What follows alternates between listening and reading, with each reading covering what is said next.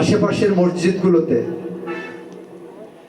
বেহেশতের ticket বিক্রি করার জন্য ইমাম নিয়োগ দেওয়া হচ্ছে।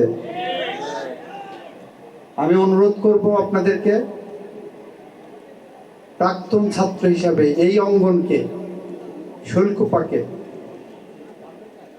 শান্তিপূর্ণ রাখার জন্য, এই অঙ্গনকে শান্তিতে রাখার জন্য, আপনার সন্তানের আগামী ভবিষ্যৎ জন্য বেহেশতের টিকিট বিক্রি করার যে উদ্যোগ যারা নিয়েছেন, সেই জায়গাটা আপনারা জনসচেতনতা বৃদ্ধি করে একটি বাসযোগ্য আবাসভূমি হিসাবে গড়ে তোলায় আপনারা ভূমিকা রাখবেন।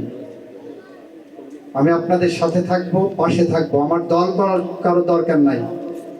আপনাদেরকে আমি বলছি না যে আপনি আমার দল করেন, আমি বলছি আমার পাশে থাকেন, মাদক নির্মূলে এবং মৌলবাদ নির্মূলে।